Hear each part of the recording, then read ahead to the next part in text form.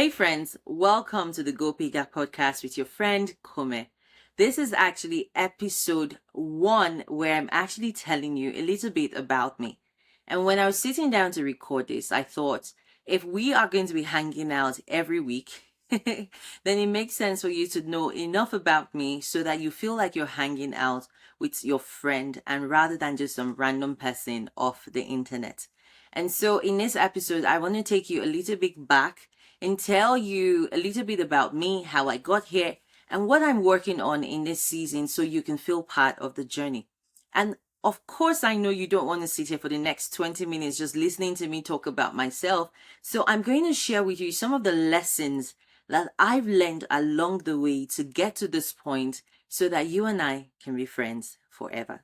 Okay, first thing, I grew up in a very traditional household, and growing up, my parents always said, "You're going to go to university, make sure you get good grades, and then you're going to get a job that is going to take care of you financially and help you build wealth along the way."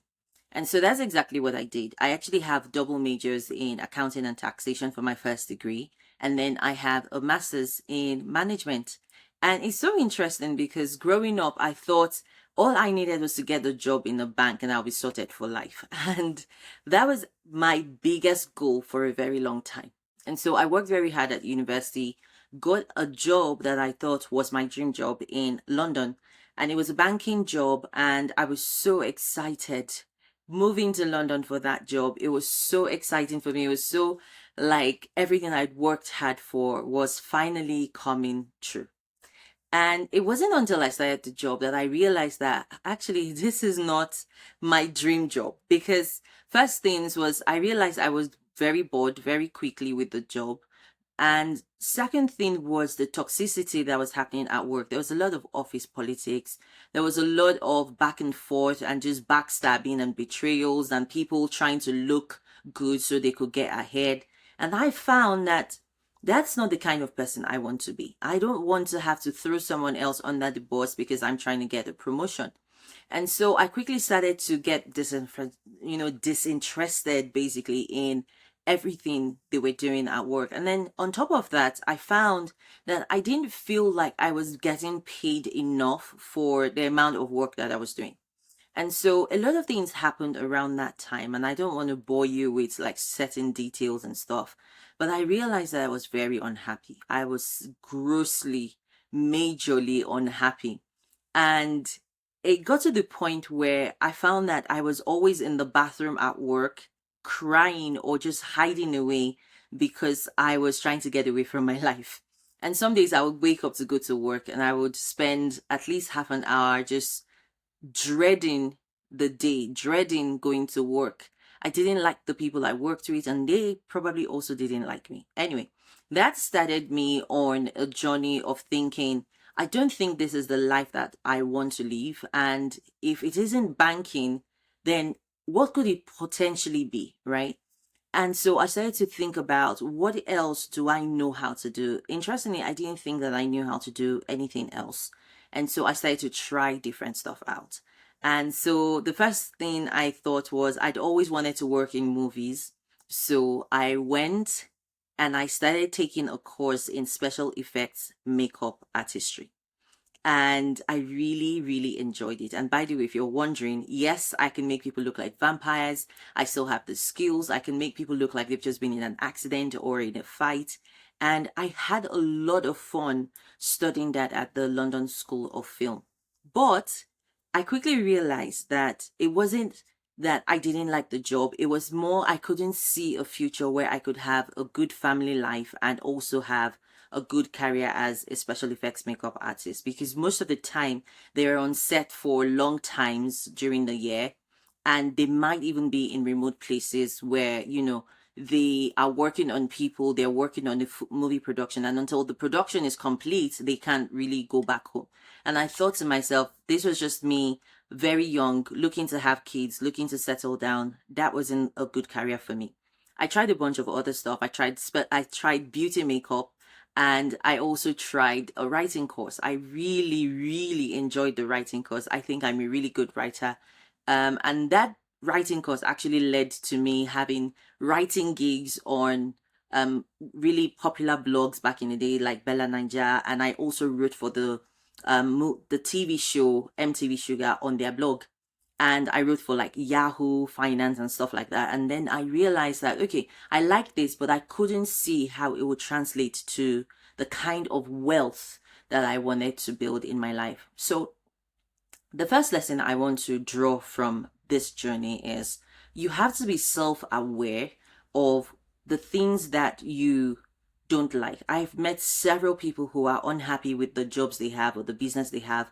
And every time I ask them, what is it about this that you don't like? They haven't actually taken time to do the analysis of why they don't like where they are and what it is they really want to change.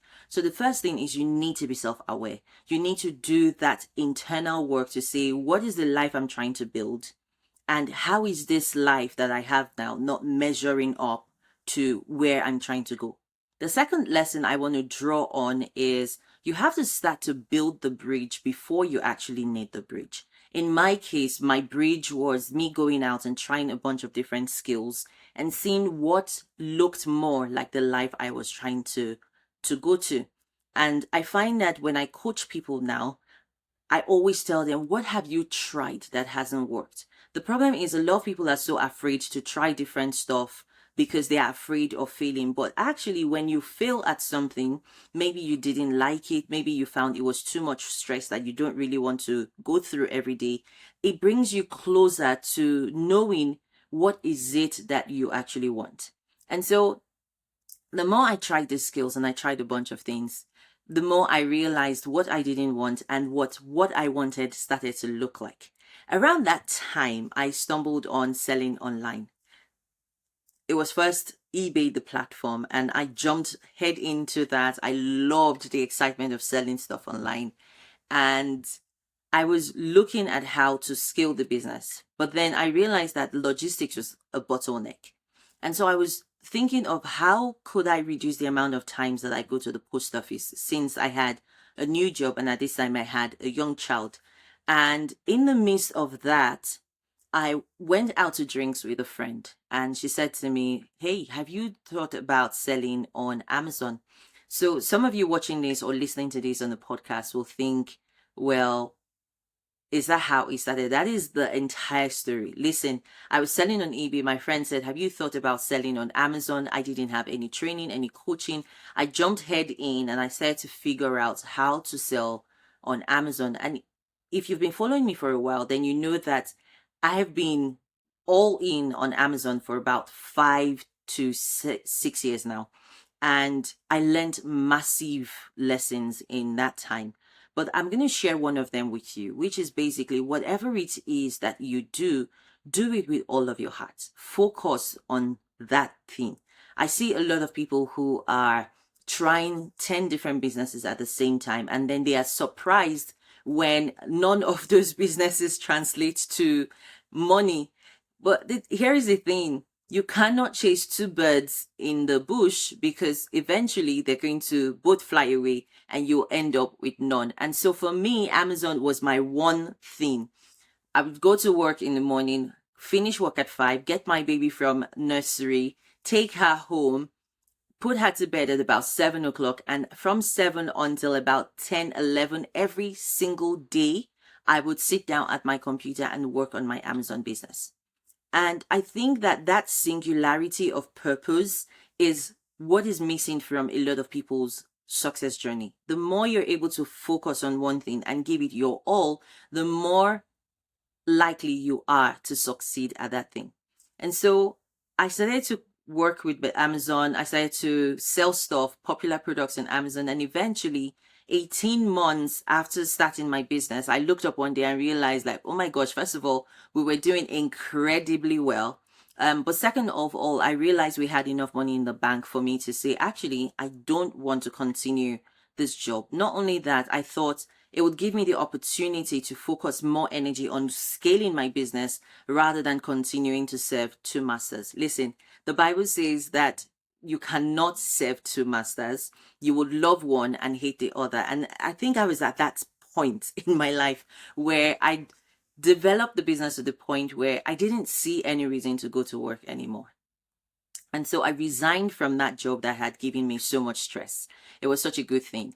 And I decided that I was going to go all in. But first, I was going to take a temporary role or a short-term role where I was going to see how it went and then I was going to jump out. Here is the lesson in this. You will never be completely ready to step out from wherever it is that you are at right now. But you have to do it afraid. You have to decide that, hey, this is what I'm doing, and just take the leap of faith. I've met several people who have stayed stuck at a particular place, not because that is where they belong, but because they were simply too afraid to actually take the leap. Okay. So once I left there, I went on in my business, and something interesting started to happen.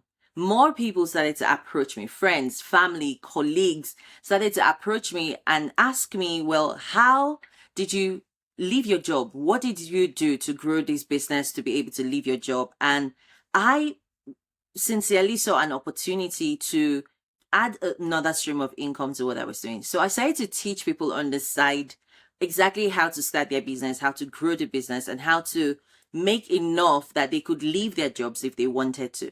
Now, a few of my clients successfully left their jobs, but for me, the most unexpected thing happened. As I started to teach people, I started to realize that this is what I was born for.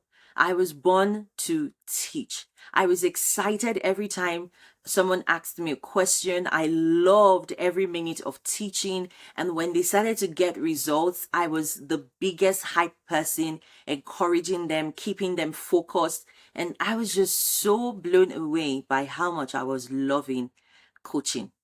And at the time, I didn't even know it was called coaching, but I really, really loved it. So I made the decision that, okay, I'm going to start an education business where I pour out all the information, knowledge, experience that I was learning in my own business and just show it to more people. And that was how the She Dares coaching business was born.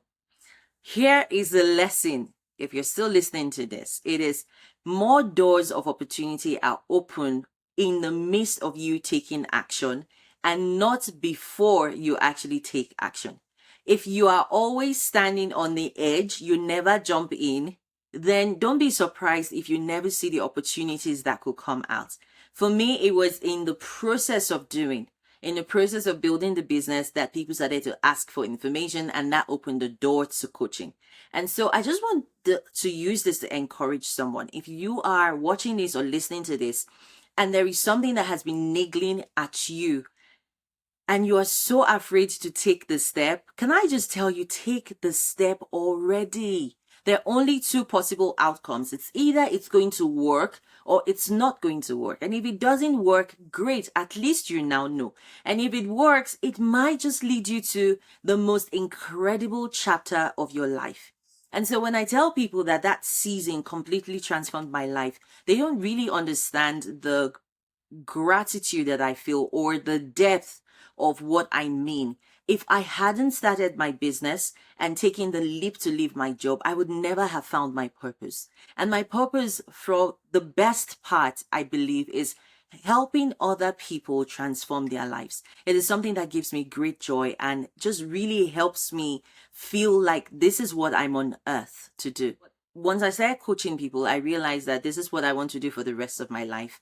And the good thing is I had to figure out how to actually be a successful coach and consultant. So don't think that because I started coaching that things just took off and the business became a multiple six-figure business overnight. That is not actually true. And I never want to deceive someone and tell them that things just happen that way. Actually, no. I started to invest in myself because there was so much that I didn't know about growing a successful business. There was so much that I didn't know about how to price my package, how to attract people, how to communicate the value of my offer, how to get people to show up to coaching sessions, do the work, get the results. There was a lot I didn't know. And so as much as I knew my business, I didn't know the business of coaching. And I decided to invest in myself. I joined high ticket programs that cost quite a lot of money. And I'll tell you that story another day. But I invested in different programs and I started to learn what it was that I was doing. And that's when I found out that what I was doing was called coaching. And I also learned how to build funnels and build strategy and do marketing and just use what I had to get what I was looking for. So the lesson in all of this is you actually continue learning. Investing in yourself is one of the biggest secrets to promotion and expansion that a lot of people never know. They don't know about it because they think that you're throwing money down the drain. Whereas when you invest in yourself, you invest in the mentor, you invest in coaching, what you are actually doing is saving your time, stress, time, and resources, because you don't know what you don't know. When someone tells you what you don't know, it saves you the mistakes that you would have made. And so in my case, I'm ever grateful to the coaches that showed me the basic system of how to become a coach. They taught me how to take my knowledge, package it, and make it something desirable that someone else wanted to take part in. And I want to say that if you are one of those people that you invest in yourself, but you are not coachable, right? That is actually another lesson. You have to be humble enough to listen to what your coach is telling you. I've seen situations where someone says, "Hey, I hear what you're saying, but I don't really think it's right, so I'm going to go a different direction." And here is the thing. If you invest in a program, but you don't listen to your coach, you are actually not doing yourself any favors. Because if you knew what you were supposed to be doing, you would already be doing it. And so when you invest, make sure you're not just investing, you are also coachable. You're willing to learn. I want to land this plane by saying the more that I started to coach people and I knew this is what I want to do full time, the more I started to pray about direction and just started to want to hear what God had to say concerning this. And if you're watching this in 2025, then you already know that recently I announced that I was shutting down my Amazon coaching program. And so my offer is still going to be open for people who want to buy the courses. But at this time, I'm not coaching people on how to sell on Amazon. Instead, I've enjoyed coaching people, but I now realize that there's several incredibly talented people out there who are called to impact generations with their knowledge, expertise, and experiences, but they don't know how to get started. The same way I didn't know how to get started. Some people are selling their programs for really cheap and they just don't know how to take it to the next level. And I started to get a nudge in my spirit where I thought, yes, Amazon transformed my life and it helped me to become who I am today. But that is not where my passion is. My passion is to see people grow successful, wealthy lives. And so in this season of my life, I'm really focusing on incredibly talented experts and entrepreneurs. People who know that they are called to help the world with their experiences and knowledge. And my job is going to be helping them to uncover their oil. And I'll tell you the story of the oil in another episode. To help them uncover their oil and sell it shamelessly. I think another pet peeve of mine is seeing incredibly talented people who have so much to offer, but they have a problem selling. And the reason they have a problem selling is because no one has taught them how to sell. And a lot of them have very different negative reactions to just the idea of putting themselves out there and selling. And so these are the two groups of people I'll be working with. Those who want to monetize and grow successful coaching and education businesses, and those who have businesses, but they want to learn how to sell shamelessly. They want to be able to maximize their talent and skills and sell so that they can actually impact the world. Here is the lesson in all of this.